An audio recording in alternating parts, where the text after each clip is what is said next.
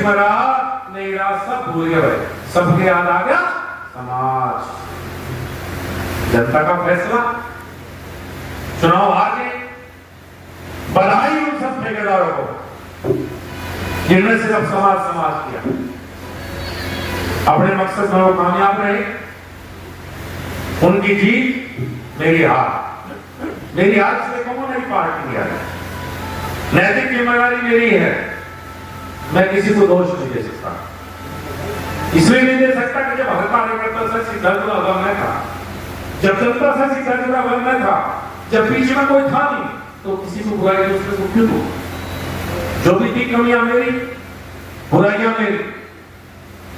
जब मैं बैठता था शनिवार को सुबह से रात तक मिलने में, एक दिन में 5,000 10,000 लोग, पूरा पश्चिम उत्तर प्रदेश, आपको भी हो सकता है कि वो तो 2 घंटे वेट करनी पड़ी हो मिलने के लिए। उसका एक कारण था, जो मेरे पास भीड़ आती थी वो मेरे कार्यकर्ता के रिश्तेदारों की भीड़ थी। आपका रिश्तेदार अगर गाजियाबाद में रहता था तो कहता था संजीव वाले ने दौड़ लेके चलो, काम अपने संसद के बारे में जाता था। कोई मेरी बुलाई हुई भीड़ थी, वही जनपद के रिश्तेदारों की भीड़ थी। मैं रात के सुबह 6 से रात के 12 बजे तक लोगों से मिलता था, कारण खड़ा करके, किसी के हल्के सुख दुख। लेकिन बहुत सी कमियां गलतियां मेरे में नहीं होंगी, मैं उन्हें सुधारने का प्रयास करूंगा। किसी पे बने नहीं, किसी पे कुछ नहीं, शालीनता के साथ हार स्वीकार, पूरी शालीनता के साथ ये हार स्वीकार। अभी श्री मोहन जी कहते कुछ हंसी मजाक की बात करूं कि भाई पूर्व कहते कहते जिला दर्जी को भी पूर्व कह गए। हमारी पार्टी में एक लंबी श्रृंखला है पूर्व की, अब मैं भी हमारी पार्टी में एक लंबी श्रृंखला पूर्व की है, और उस श्रृंखला में नया नाम जुड़ा है संजीव पासवान का। लेकिन भाई पूर्वों से मैं अलग हूं, मैंने एक कार्यकर्ता को बढ़ावा दूंगा, मैं कभी घर नहीं बैठूंगा, मैं कभी निगेटिव बात नहीं करूंगा, मैं किसी की बात नहीं कराऊंगा।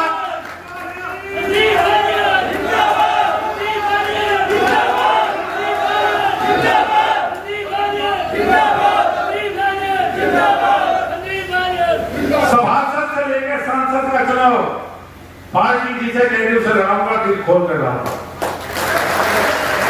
कहीं कितनी अड़चता नई पीढ़ी को आगे बढ़ाओगे। पार्टी जिसे जहां मौका देगी पार्टी के लिए खड़ा रहूंगा। एक निगेटिव बात संजीव बालन के मुसाफ सुन नहीं सकते, ना पार्टी के बारे में, ना पार्टी के किसी उम्मीदवार या पदाधिकारी बारे में भी नहीं बोल पाते। सभी साथियों का बहुत बहुत धन्यवाद। आप लोग वो हैं जिन्होंने मुझे लगातार 3 चुनाव लड़ाए, 2014, 2019 और 2024। आप सबने हमेशा मुझे ताकत देने का काम, मैं आप सबका धन्यवाद करता हूं और ताउम्र आपका ऋणी रहूंगा, जो प्यार, जो सम्मान, जो समर्थन आप सभी को।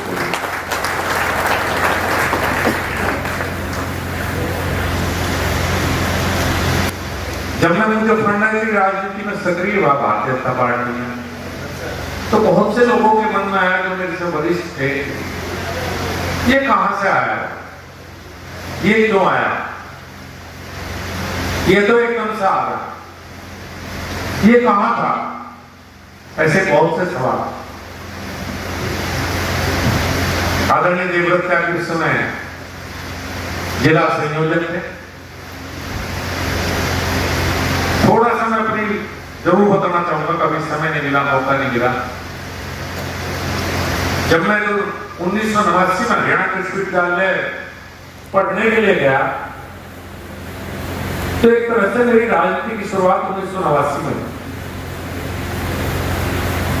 मैं और मेरे कुछ मित्र पहले व्यक्ति थे जो हरियाणा में विद्यार्थी परिषद की स्थापना में आप कह सकते।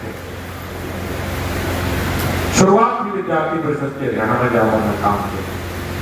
मैं अपने जीवन का पहला चुनाव 1992 में लड़ा छात्र का, हरियाणा कृषि विश्वविद्यालय छात्र का चुनाव में लड़ा। मेरा नॉमिनेशन निरस्त हुआ क्योंकि थोड़ा बचपन से बागी स्वभाव का रहा हूं, वो आज भी है। हर बात में लड़ना और बगावत करना स्वभाव का है। प्रशासन से जो उस समय था वर्तमान विश्वविद्यालय का, उस समय झगड़े रहते थे, तो इसलिए मेरा नॉमिनेशन निरस्त कर दिया गया। मैं कोर्ट गया, चुनाव से एक दिन पहले मुझे कोर्ट से स्टे मिला। मेरी उस समय पे करीब 100 वोट निरस्त कर दी गई।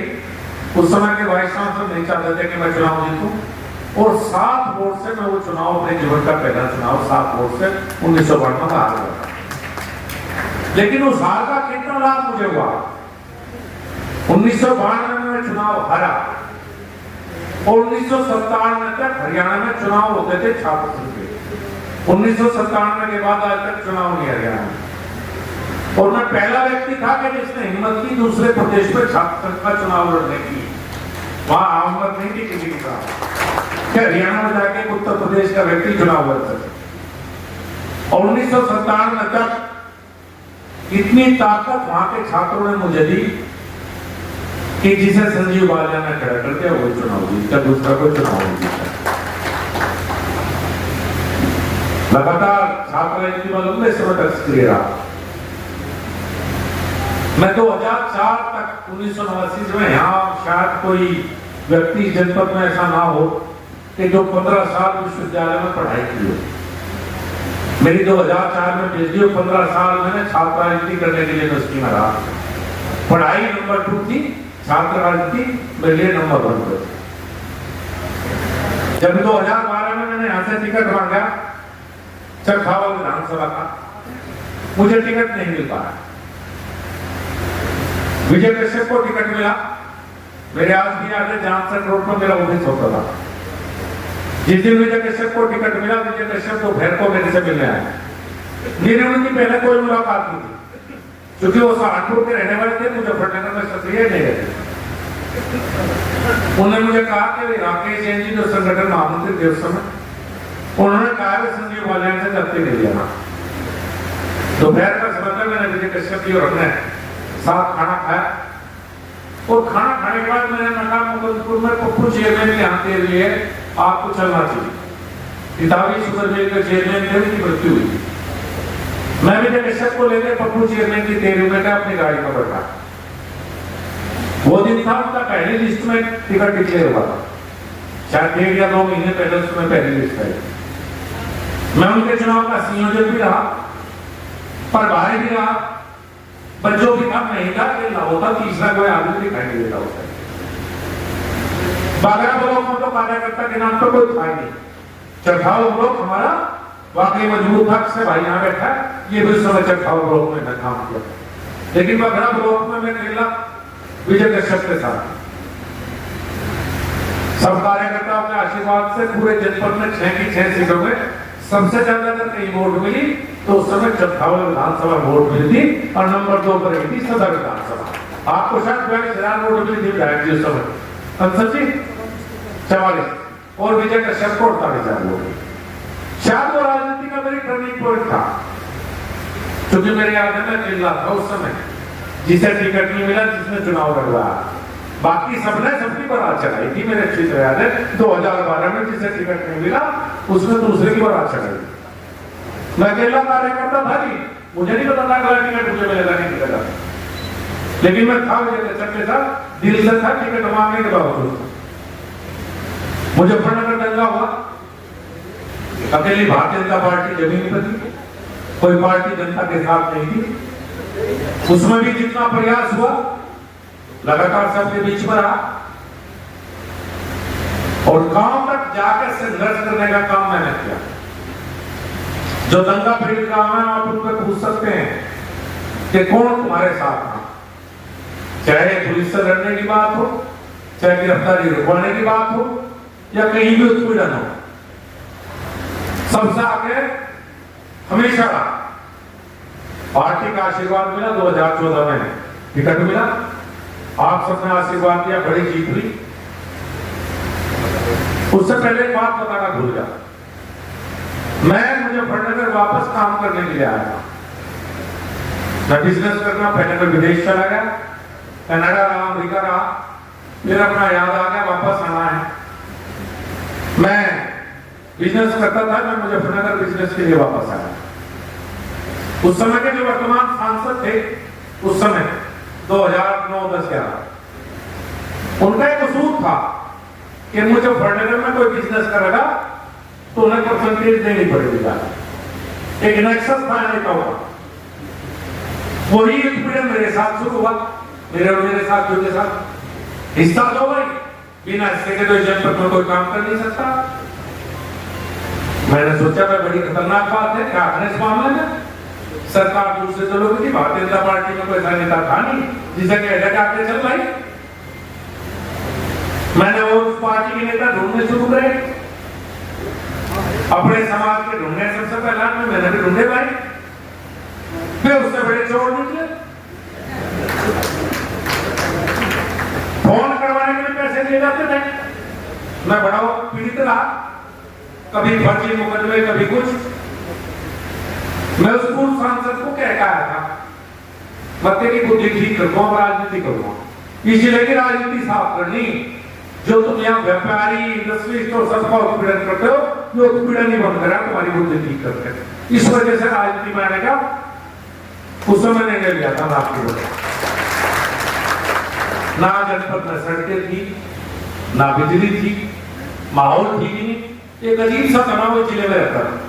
2014 में आप सबने सांसद बनाया, मोदी जी का धन्यवाद, उन्होंने पहली बार का सांसद को मंत्री बनाया। और मैं सबसे कम उम्र की स्मृति ईरानी थी, नंबर 2 में था जब 2014 में मैं केंद्र सरकार में मंत्री हुआ। और मुझे इस बात को मेरे से कोई नहीं छीन सकता कि आपके आशीर्वाद से मुजफ्फरनगर में जन्म लेने वाला मैं पहला व्यक्ति हूँ जो केंद्र सरकार में आपके आशीर्वाद से मंत्री बना। मेरे से पहले सौभाग्य किसी को मिला और कोई राजनीतिक पृष्ठभूमि नहीं मेरी, आम किसान परिवार से कोई राजनीतिक पृष्ठभूमि मेरी नहीं थी। 14 में जब बना, बहुत खराब हालत थे साहब, क्या होगा मुझे बताने की जरूरत। फोकस रहा कि जनपद के कानून व्यवस्था बेहतर हो और विकास।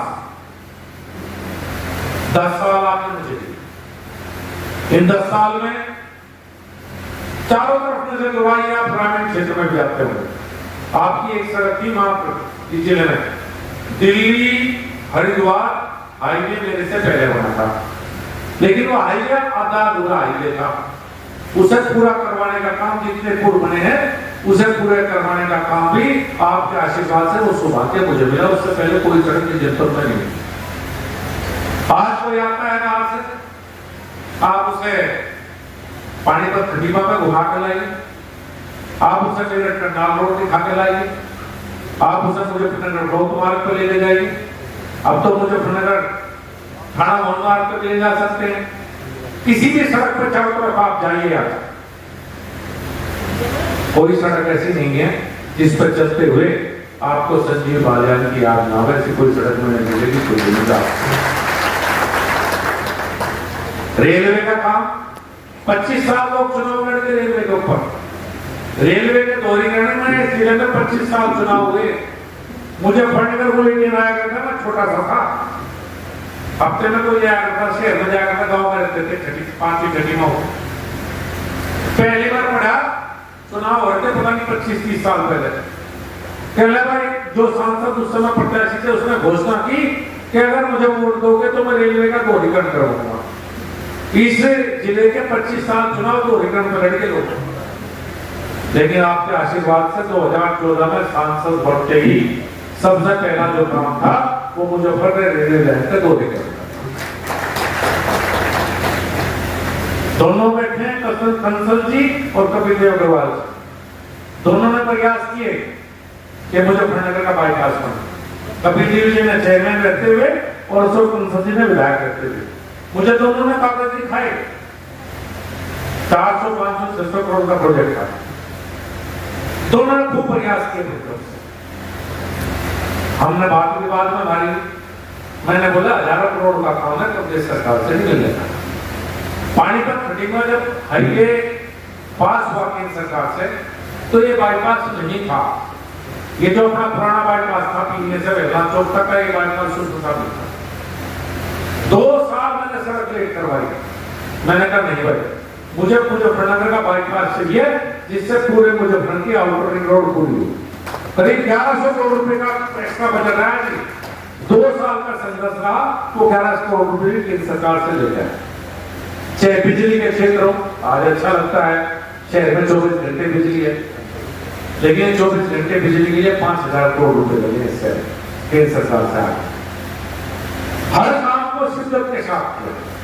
एक ही सोच थी, एक ही सपना था कि मुजफ्फरनगर को बेहतर कैसे बनाए, मुजफ्फरनगर को डेवलप कैसे करें, मुजफ्फरनगर की इमेज कैसे सुधारें। ये हाईवे पे जो आप देख रहे हैं नए नए रेस्टोरेंट और रिजोर्ट, ये ऐसे नहीं आए साहब। यहाँ तो एक ढाबा नहीं खुल दिया करते थे लोग, ये रेस्टोरेंट रिजोर्ट कहां से आते, इनके लिए बड़ी कोशिश है। ये 10 साल कोई कार्यकर्ता ये नहीं कह सकता कि हमने संजीव बालियान से संपर्क करने का प्रयास किया और संजीव बालियान गायब था। कोई कार्यकर्ता ये नहीं कह सकता कि मैंने मिलने का प्रयास किया और संजीव बालियान नहीं मिला। फोन भी अगर मीटिंग में नहीं तो सीधे उठाता हूं। इन 10 साल में कभी वाया प्रिया आपको आने की आवश्यकता नहीं पड़ी। हो सकता है काम कुछ के होना कुछ के ना होने, लेकिन कोई कार्यकर्ता नहीं कह सकता कि मेरे मान सम्मान की बात आई और संजीव बालियान ने फोन नहीं किया या नहीं किया। कभी कोई संकट आया, मेरे आज भी याद है जिस दिन सीए का मामला था, मेरे साथ घना कार्यक्रम था और मैं सब घर से दिल्ली की तरफ जा रहा था। अरविंद भागवत जी का फोन आया मेरे पास, कहा मंत्री जी, मैंने कहा सर घना था दिल्ली की तरफ हूँ, आधा रास्ता पार कर लिया, दिल्ली के नजदीक पहुंच गया, शिलान्यास हो गया, 50,000 लोगों की भीड़ है, पूरा शहर बंगा है। मैंने कहा मैं आ रहा हूँ वापस। मैंने गाड़ी वापस मुड़वाई, मैंने कप्तान से बात की, डीएम से बात की, हाथ खुले हुए गायब थे, कहानी कुछ नहीं पता था। ऊपर तक बात हुई, जब मैंने देखा कोई छोड़ेगा नहीं, मैंने वहां से फोन करने शुरू करे अपने साथ जो कार्यकर्ता हो। मैंने कहा मैं आ रहा हूँ, मुझे महावीर चौक मिला, ऊपर से आऊंगा। शायद 1.5 घंटे में मैं पहुंच गया। जब मैं पहुंचा, जब मैं जान से रोड वाले पुल पर था, महावीर चौक की तरफ, जब मैं पुल के ऊपर था तो नजर गई तो सामने शायद महावीर चौक पर जो बैरिकेडिंग थी 20-25 पुलिस वाले थे, एसपी सिटी और सिटी मजिस्ट्रेट मौजूद थे। वहां से मीनाक्षी चौक तक लोग थे, मुझे नहीं पता 25,000 या 30,000 तक चले, और पुलिस वाले 25 जूझ रहे थे, वे तो विजाट कॉलोनी की तरफ का भीतर। मैंने जब गाड़ी रोकी, मुझे देखती और गिरती लगी, पथराव शुरू हो गया मुझे देखते, थोड़ा प्यार ज्यादा करते थे मेरे से। मैं नीचे उतर गया, मैंने पुलिस वालों को कहा तुम लट बजाओ या मैं बजाऊं, इस शहर को जलने नहीं देंगे। पहले वहां से चले गए, उसके बाद जब मैं शिव चौक पहुंचा तो बहुत से साथी यहाँ मौजूद हो गए जो बाद में मुझे मिले। कोई पुलिस नहीं थी शिव चौक पे, सब छोड़ कर चले गए थे शहर को। और मीनाक्षी चौक से शिव चौक की तरफ हजारों की भीड़ जो इधर से गई, जो चाहती थी कि पूरे शहर में आग लगा दे। और मेरे एसडी मार्केट के साथ भी छत पर देती थी पर कुछ लोग, बस नीचे एक भी आदमी नहीं था। जब मैं पहुंचा तो 200-250 लोग मेरे साथ जरूर पहुंचे, बाकी साथी फिर इकट्ठा होना शुरू हुए। 2 बार मैंने मुख्यमंत्री का फोन आया मेरे पास, डीजीपी का फोन आया मेरे पास 2 बार, आप केंद्रीय मंत्री हैं, सड़क पर खड़े कम हैं, आप केंद्रीय मंत्री हैं, ये अच्छा नहीं लगता। मैंने कहा पुलिस तो भागी, सांसद भी भाग जा, इस शहर को आपके हवाले हो जाना, तो धंधाई के हवाले हो जाना। जब तक शहर में शांति नहीं हुई, मैं शिव चौक खड़ा रहा। शाम को जब पूरा शहर बिल्कुल शांत हो गया, जब शिव चौक पड़ गया, चुनाव आया, और भी कोई घटना हुई, सुनील दत्त से घर का झगड़ा हुआ, मैं बम्बई था, रात को बम्बई पहुंचा, 10 बजे भाई का फोन आया, एसपी सिटी के साथ बज गए, मामला तो पता नहीं क्या था, कहना झगड़ा हो गया भाई किसके साथ हुआ था, हाँ लेकिन एसपी सिटी से रिजल्ट हुआ था उसमें 16 की बात है, मैं बम्बई था उस रात। सुबह मैंने कहा भाई एयरपोर्ट से उतर के गेस्ट हाउस पहुंचा था, फोन आ गया भाई का, झगड़ा बड़ा हो गया। कार्यक्रम रेस करते फोन किया एयरपोर्ट पर, फ्लाइट किस टाइम की, कहने लगे सुबह 4 बजे फ्लाइट है। रात के 10 बजे फ्लाइट से उतरा मुंबई और सुबह 4 की फ्लाइट पड़कर 8 बजे के बीच में आता सारे कर्तव्य करके मुंबई से सुबह 8 बजे आता। कोई नहीं बता सकता साहब कि मैं कहीं गायब रहा हूं या मैं पीछे हटा हूं या मैं अपने कार्यकर्ता के साथ आता। 19 का ये चुनाव आया, हम सबने सोचा विकास के आधार पर लड़े, जनता के बीच में रहने के आधार पर लड़े, कार्यकर्ता उसे सीधे समाज के आधार पर लड़ूंगा। ऐसा कोई कार्यकर्ता नहीं जनपद में जो कह सकता हो अग्निशा ना जानता हूं, जब तक को जानता हूं, थोड़े बहुत हो सकते हैं ना जानता हूं। इनका आधार पर लड़े, ना हमने जाति की बात करी ना समाज की बात करी, एक ही बात करी हमारी प्रदेश सरकार, हमारे केंद्र सरकार के काम, हमारी जनता के बीच में 24 घंटे उपस्थिति, इस नाम पर वोट मांग रहे। विपक्ष वोट मांगने का जाति और धर्म के आधार पर। मेरे साथी खड़े मेरी रिकॉर्डिंग कर रहे हैं, इनका बहुत बहुत धन्यवाद। किसी भी गांव में नहीं कुछ नहीं पूछा इन्होंने, सैनिक समाज क्या कर रहा है, जाट समाज क्या कर रहा है, कच्छप समाज क्या कर रहा है, राजपूत समाज का विद्रोह, ऐसा माहौल बना दिया सब काम तुम भूल गए भाई। संजीव बालन ने कुछ करा नहीं करा, आपके बीच में रहा नहीं रहा, सब भूल गए भाई, सबके याद आ गया समाज। जनता का फैसला, चुनाव हार गए, बधाई उन सब ठेकेदारों को जिन्होंने सिर्फ समाज किया, अपने मकसद में वो कामयाब रहे।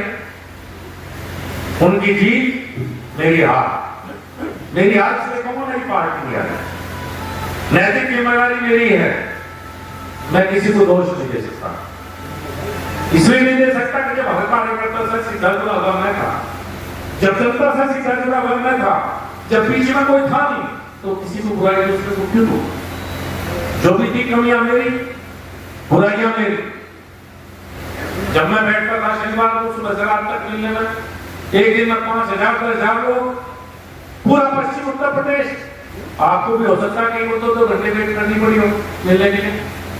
उसका एक कारण था, जो मेरे पास भीड़ आती थी वो मेरे कार्यकर्ता के रिश्तेदारों की भीड़ थी। आपका रिश्तेदार अगर गाजियाबाद में रहता था तो कहता था संजीव बालन ने घोड़ लेके चलो, काम के संसद के बारे में जाता था, कोई मेरी बुलाई हुई भीड़ थी, वही जनपद के रिश्तेदारों की भीड़। मैं रात के सुबह 6 से रात के 12 बजे तक लोगों से मिलता था, खड़ा करके किसी के हल्के सुख दुख, लेकिन बहुत सी कमियां गलतियां मेरे में नहीं होंगी, मैं उन्हें सुधारने का प्रयास करूंगा।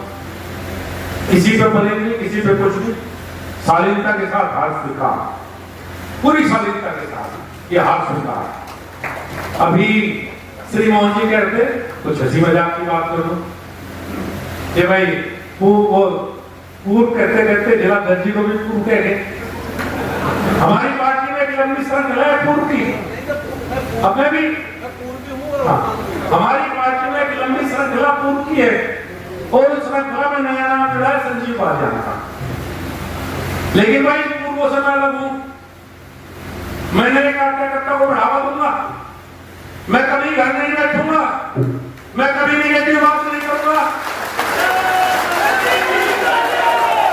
मैं किसी की बात नहीं कराऊंगा।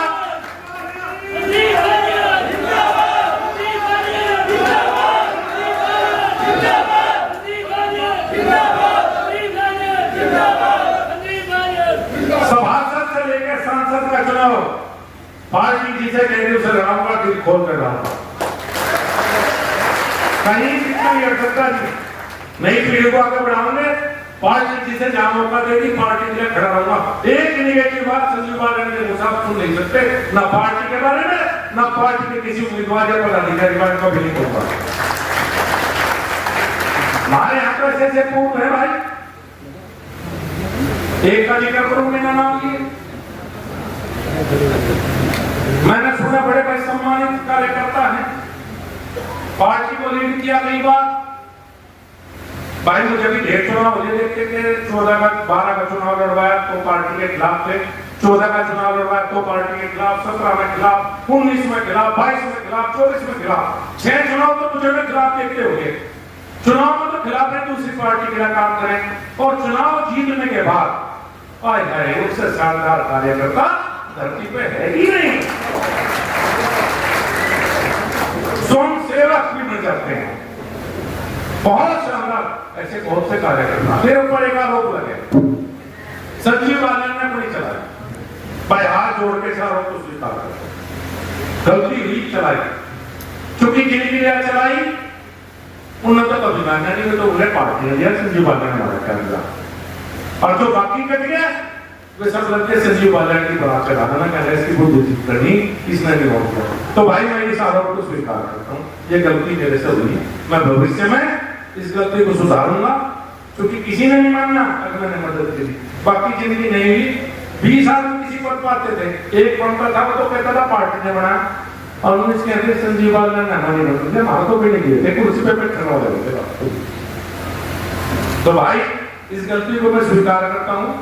आगे से पार्टी का निर्णय मेरा निर्णय, मेरा कोई व्यक्तिगत निर्णय कभी कहीं नहीं रहेगा। मैं सभी कार्यकर्ता, सभी अपनी पार्टी के नेता जाकर इस बात को स्वीकार करता हूं। एक और बात है जो लगातार चलती है, प्रशासन में भी चलाता है, ठीक है भाई, वो भी मान चलाई, पर मैं उस दिन भी कपिल जी को कहा अब मौका है एक बार चला दो, मैं तो जिंदगी चलाई इससे चलाओ, नहीं चलाओगे तो अराजक तत्वों के हाथों में जिला चला जाएगा। सच्ची बता रहा हूं, माहौल बदल रहा है, महीने में कोई कुछ भी कहे, आप भी महसूस कर रहे होंगे।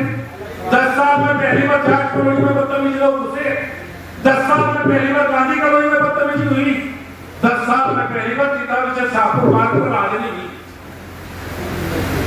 10 साल में पहली बार तहसील और थानों पर कब्जे होने शुरू हो गए। कुछ लोग हैं जिनके हिसाब से संघर्ष चलने लगा। मजबूत रहो भाई, मजबूती से चलेगी, उन्हें चले। ये अधिकारी किसी के नहीं होते, मैं डंडे से चलाता था तो चलते थे, वो नहीं चलते भाई बिल्कुल भी। हर एक बात और बता दूं, अब तक तो बहुत सिस्टम था भाई, ऊपर से भी दबाव रहता था, अब भाई कोई दबाव और जुआ पूरा, किसी कार्यकर्ता कोई बात होगी पूरा और जुआ जितना उठा सको, थाने में जाने के लिए मैं तैयार हूं, एसपी को जाने के लिए मैं तैयार हूं, तहसील में जाने के लिए मैं तैयार हूं। सिस्टम खराब होने नहीं देने के, जहां आवश्यकता पड़ेगी वहां कार्यकर्ता के साथ खड़ा रहूंगा, मजबूती के साथ। अब तक तो जनता के बहुत काम थे, रिश्तेदारों के बहुत काम थे, सबके मुझे फंड दिले थे। अब तो भाई जो भी है वो कार्यकर्ताओं के काम है मेरा, और बाकी तो कुछ बचा नहीं। आपके काम के लिए अपनी 24 घंटे खड़ा हूं, 24 घंटे खड़ा रहूंगा, कहीं कोई निराशा नहीं, कोई हताशा नहीं, और कहना बिहारी वाजपेयी का ना टायर और ना रिटायर्ड, बिल्कुल मैं जानता हूँ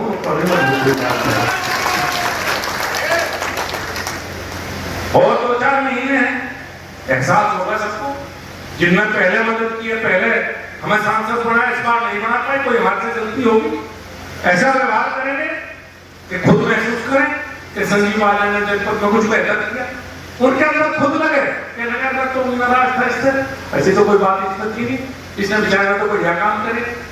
देखो चीज तो जब गए थे मोदी जी प्रधानमंत्री बने, जब भारत प्रधानमंत्री बन गया था, चुनाव जीत लिए, कोई बात नहीं। और दूसरी चीज जब होगी, जब जनता ये एहसास करेगी कि नहीं भाई इससे बेहतर सांसद नहीं हो सकता था और इसे जीतना चाहिए था, वो हमारी जीत होगी। तो मेरा सभी कार्यकर्ताओं को एक बार बहुत बहुत धन्यवाद, सबका आभार। कहीं मिला शिकवानी भाई, किसी ने कम काम किया उसका भी धन्यवाद, ज्यादा काम किया उसका भी धन्यवाद, और जिसने उल्टा करा उसका भी धन्यवाद। उन्होंने मुझे एक सबक दिया, बहुत बहुत धन्यवाद, बहुत बहुत धन्यवाद।